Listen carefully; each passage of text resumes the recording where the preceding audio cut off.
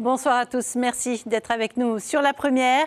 À la une de l'actualité de ce mercredi, les contrôleurs aériens sont en grève depuis hier soir minuit. L'USAC-CGT dénonce un manque de personnel et la dégradation des conditions de travail. Pour le moment, les avions sont à l'heure. Alors qu'à Paris, la ministre des Outre-mer précise les contours du scrutin prévu en Calédonie en mars prochain, un accord cadre vient d'être signé entre nos deux collectivités. Nous en parlerons avec Alcide Ponga, le président du gouvernement de la Nouvelle-Calédonie, et notre invité ce soir. La jeunesse au cœur du premier forum de l'emploi organisé par la ville de Papeete. 200 jeunes ont pu rencontrer des employeurs et des formateurs avec beaucoup d'enthousiasme. Du sport également dans ce journal avec le portrait de la nageuse Deoti Vido.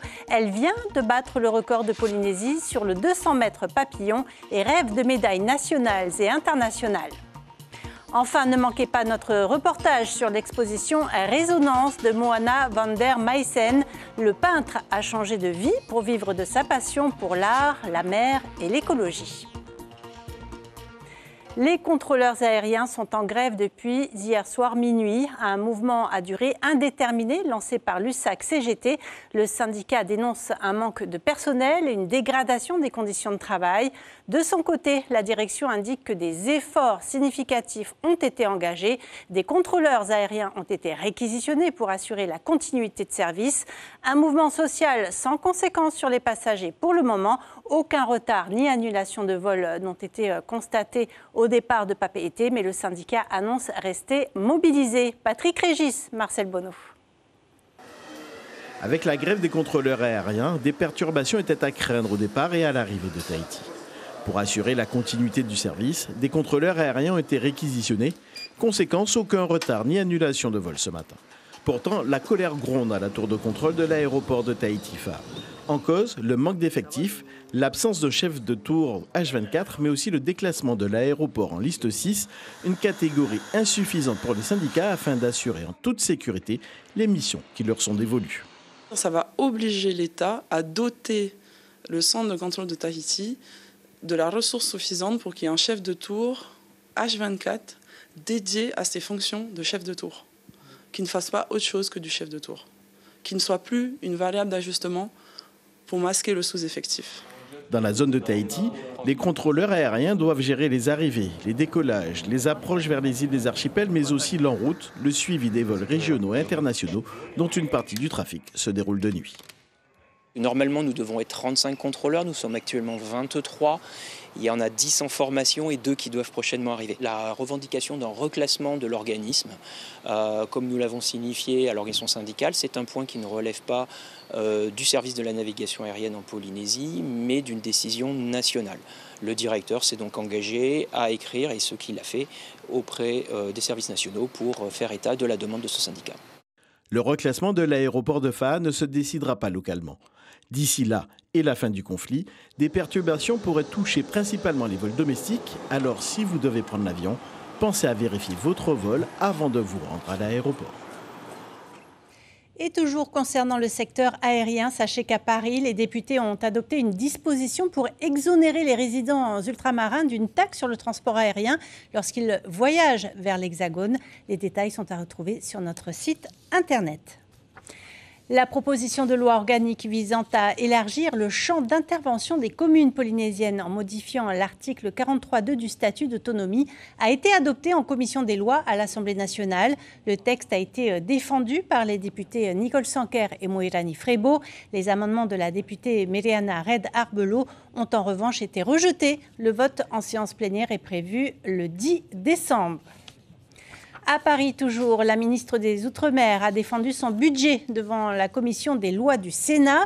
Un budget en forte baisse pour lequel les sénateurs ont émis un avis défavorable. Naïma Mouchou a également fait quelques annonces sur l'avenir institutionnel de la Nouvelle-Calédonie et sur Mayotte. Le point avec Laïd Beritan. Naïma Mouchou a-t-elle convaincu les sénateurs de la commission des lois? Non, si on se réfère à l'avis négatif des sénateurs. Auditionnée durant 1h30, la ministre des Outre-mer s'est voulue très prudente quant à la mission Outre-mer, qui pèse pour 10% dans le budget de l'État. Mais les chiffres sont têtus. La baisse est confirmée dans tous les secteurs, inimaginable pour les parlementaires de la Chambre haute. déjà un budget, on va dire, constant au regard de ce qui avait été finalement voté l'année dernière, aurait été, on va dire, un geste en faveur des Outre-mer, dans ce contexte où il faut effectivement réduire globalement les dépenses de l'État. Encore que un tel budget aurait, pour le coup, engagé une forme de solidarité intra-ultramarine, puisqu'en fait, pour faire face aux crises, des dispositifs exceptionnels ont été inscrits. Et donc, on ne peut pas en plus baisser les moyens à disposition, les moyens financiers à disposition de nos territoires et mobiliser des moyens dits exceptionnels pour faire face aux crises dans un budget en baisse. La ministre des Outre-mer a bien conscience des problématiques propres aux territoires ultramarins, mais elle tient à rassurer tous les parlementaires. Sur les coupes budgétaires importantes qui étaient prévues, il y a matière à discussion et probablement qu'il faut reporter des choses. En tout cas, voilà, moi je veux avancer par étapes, faire les choses dans l'ordre, entendre ce qui se dit ici et puis avancer dans le cadre des débats parlementaires pour avoir la mission la plus équilibrée possible. Parmi les autres annonces, l'État s'engage à verser 700 millions d'euros pour Mayotte en 2026. Neema Mouchou se rendra sur l'île mi-décembre à l'occasion des 1 an du passage du cyclone Chido. Sur la Nouvelle-Calédonie, le gouvernement présentera une loi ordinaire en décembre prochain qui permettra aux Calédoniens de se prononcer sur l'accord de Bougival, une consultation qui se tiendrait en mars 2026. Bonsoir Alcide Ponga, bienvenue. Vous avez été élu président du gouvernement calédonien début 2025. On en sait un peu plus, on vient de l'entendre, sur la consultation des électeurs calédoniens. On vient de le voir, Neema Mouchou évoque un scrutin pour le mois de mars finalement. Vous avez reçu la ministre des Outre-mer récemment en Calédonie. De quoi il retourne exactement ? Oui, bonsoir d'abord à toutes et à tous. C'est un sujet complexe qui est la situation politique de la Nouvelle-Calédonie. Et donc la ministre a passé une semaine en Nouvelle-Calédonie avec l'ensemble des partenaires, je dis bien l'ensemble des partenaires, pour essayer de trouver une issue et une piste de sortie à cette situation. Il en est advenu à la fin que la consultation des Calédoniens pourrait être une piste qui soit proposée à tous pour pouvoir statuer sur la proposition que les politiques calédoniens et l'État ont posée sur la table le 12 juillet. Qu'est-ce qui sera demandé dans cette consultation, vous le savez déjà ? La question qui sera posée aux Calédoniens compte tenu du projet d'accord de Bougival qui a été travaillé en juillet, elle sera simple. Êtes-vous d'accord ou pas sur le projet qui vous est proposé par les partis politiques? Les Calédoniens devront dire si oui ou non ils souhaitent aller dans ce sens. Parce qu'aujourd'hui, nous avons quelque part un blocage ou un risque de blocage institutionnel au niveau national vis-à-vis de cette question, compte tenu de ce qui s'est passé en 2024. Et après, il y aura les élections provinciales au plus tard en juin 2026. Qu'est-ce qui a été décidé pour le corps électoral au final ? Ce qui a été arrêté dans le projet d'accord de Bougival, c'est que pour les prochaines élections de juin 2026, ce sont les électeurs passés et à rajouter à ceux qui ont plus de 15 ans de résidence en Nouvelle-Calédonie. C'était aussi issu d'un accord entre les partis politiques à Paris en juillet.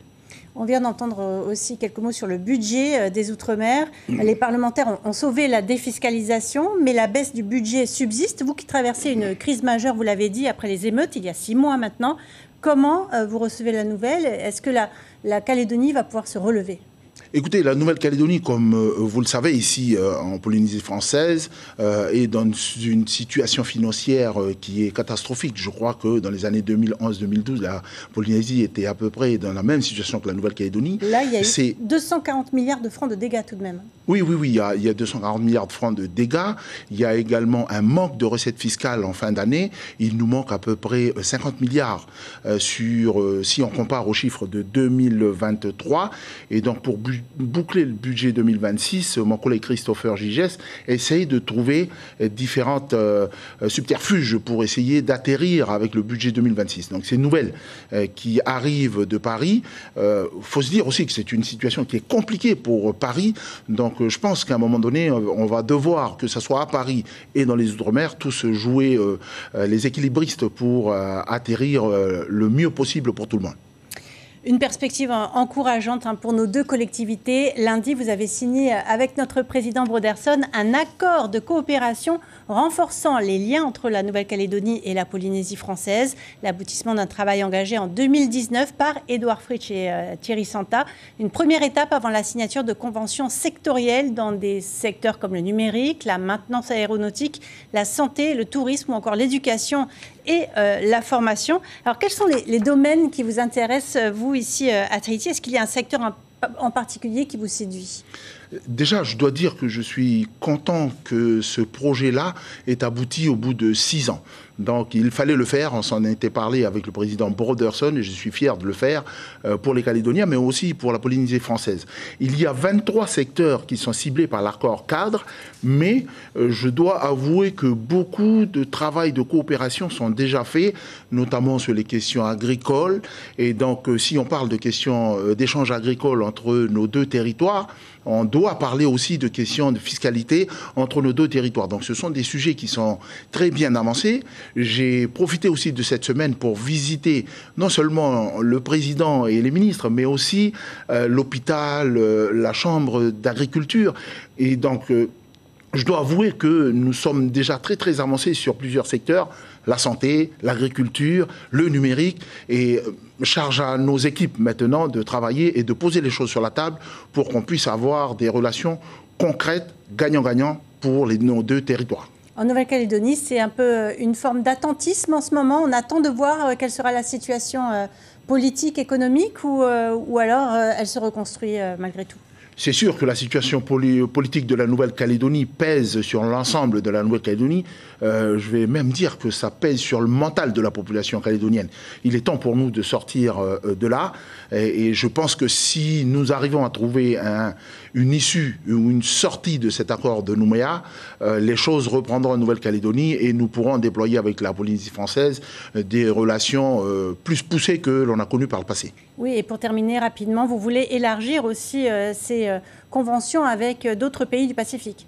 Oui, depuis que je suis président du gouvernement de la Nouvelle-Calédonie, depuis que je me suis rendu au Forum des îles du Pacifique avec le président Broderson, je partage souvent avec le président Broderson pour dire que vous êtes ici sur la Polynésie, vous couvrez, vous êtes les francophones de la Polynésie, la Nouvelle-Calédonie sont les francophones de la Mélanésie.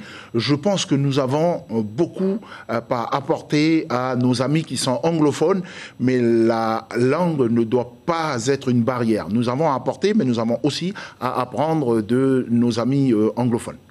Merci beaucoup Alcide Ponga d'avoir été avec nous ce soir. Je rappelle que vous présidez le gouvernement calédonien. Bon retour en Nouvelle-Calédonie. Merci beaucoup. Maruru.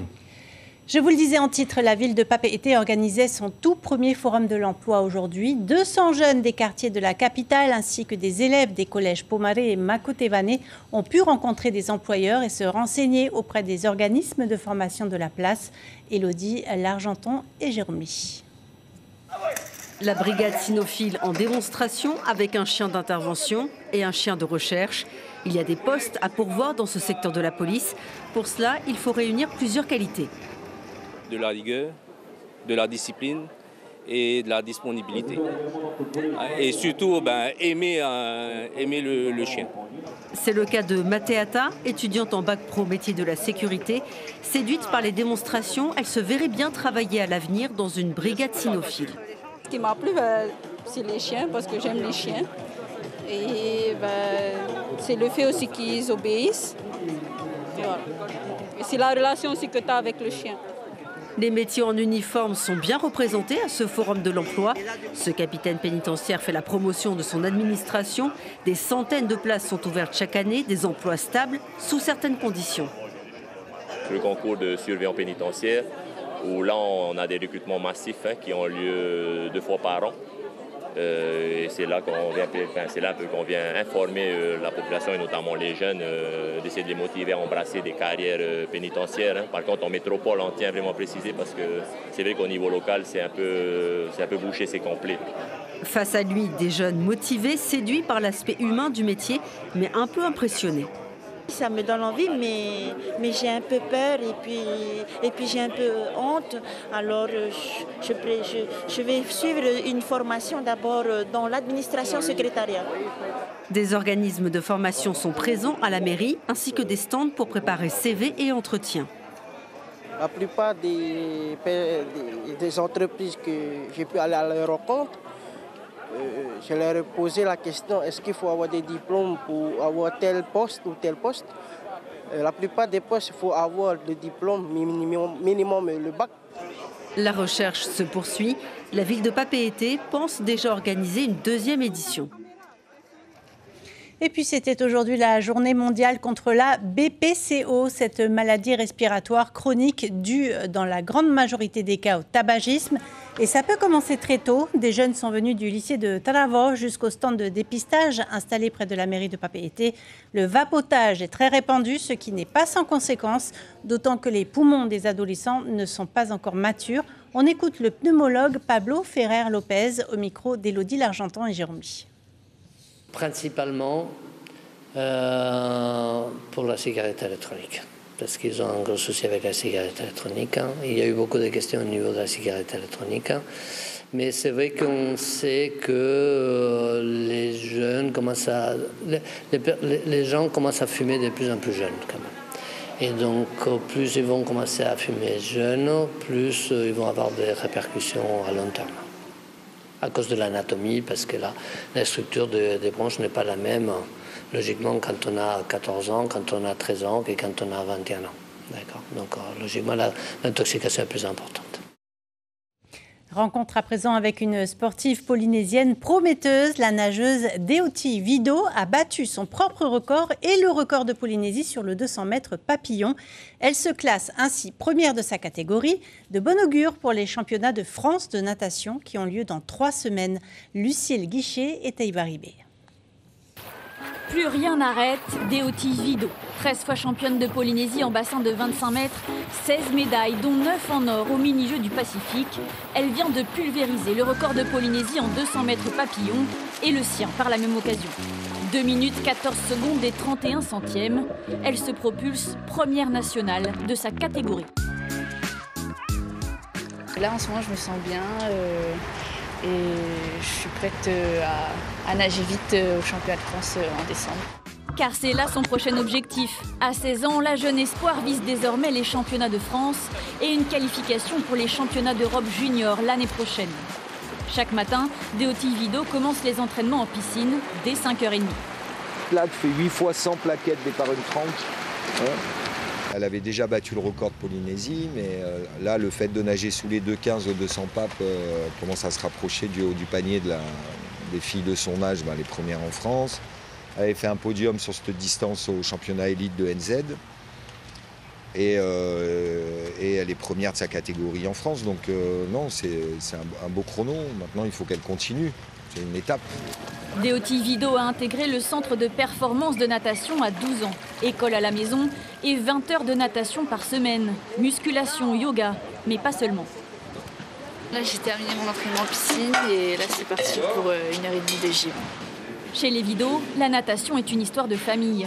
Ici, Deoti s'entraîne avec un de ses frères, Sosten, et Naël Roux. Ils sont 3 nageurs à bénéficier de ce programme spécial avec de la gymnastique. Dans l'eau, on ne fait pas forcément gaffe à fur et à mesure de nager.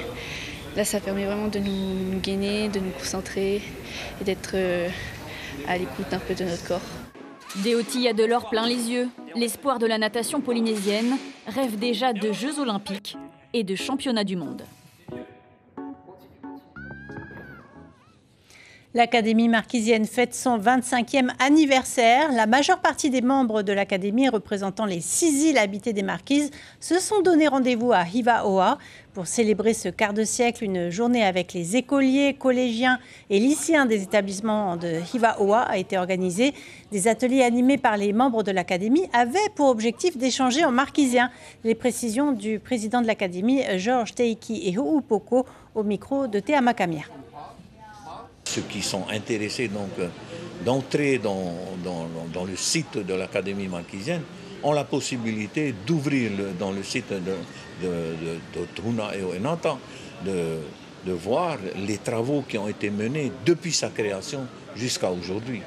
Et nous pensons maintenant aussi que nous allons mettre aussi dans l'outil informatique, même dans nos VINI, par exemple, tout ce qui concerne donc les mots de la langue marquisienne, pour qu'ils puissent voir dans les 3 langues que nous avons utilisées, le marquisien, le français et l'anglais. De l'art et une belle reconversion pour terminer. Moana a grandi sur l'île de Taha. Passionné de spiritualité depuis l'adolescence, il quitte en 2017 un poste à responsabilité pour suivre un chemin plus en accord avec ses aspirations, une quête personnelle qu'il dévoile aujourd'hui à travers son exposition Résonance. 40 œuvres à découvrir à partir de demain au restaurant Yellowfin à Punaouia. Regardez ce sujet sans commentaire de Laïté Maouri, Teivaribé et Tehaunui Vernotan.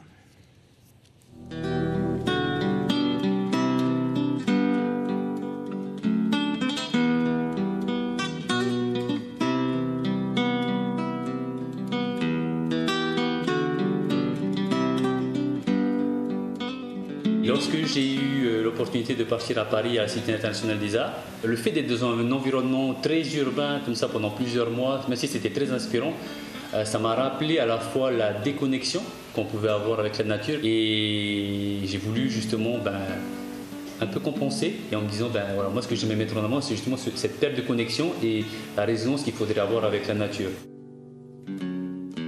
L'océan est pour moi ma principale source d'inspiration et vraiment ici en Polynésie on a cette chance-là de pouvoir aller à la mer à 5 minutes de chez nous, de pouvoir plonger justement dans cet environnement extraordinaire qu'est la mer. Et je dis souvent à mes parents qu'ils ont bien choisi mon prénom. Moana,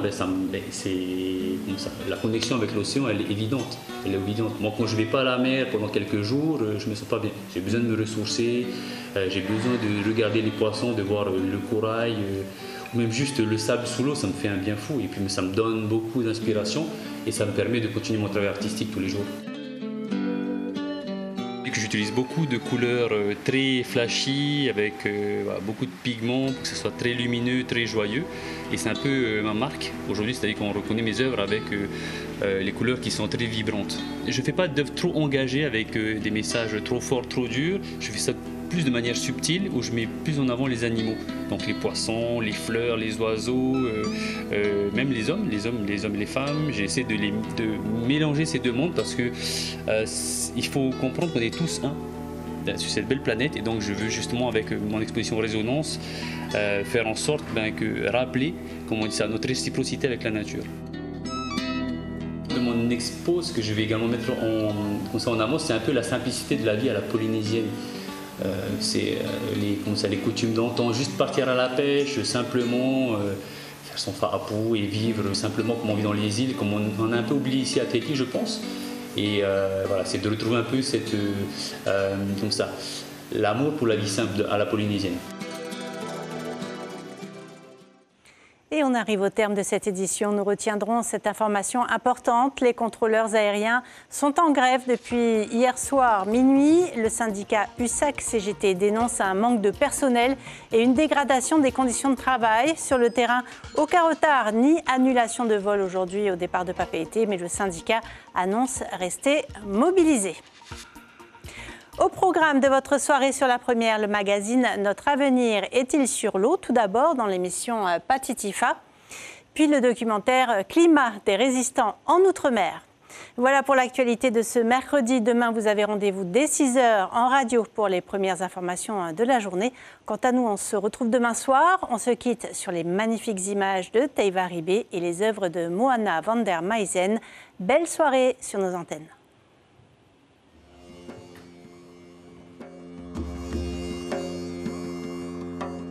I gave you compliments, I'm heading out this weekend. No tummy aches, a psychosomatic trend. What can I say, yo, my timing was off. I got lost in the thick of it, the defense was soft. Was all balance among your strange talents. Blinded by fatigue and let alone intrigue. Shattered the mystique, called out defeat. The best MCs that really act post-human. Now that's assuming that you already knew it though. Back at your bungalow, don't be so humble, yo. Come on, lady, you know I need a mending up. Demented, pent up, blue collar tough. For a seamstress, sentences seamless, dangling off. Retrouvez toute l'info sur WhatsApp en scannant notre QR code.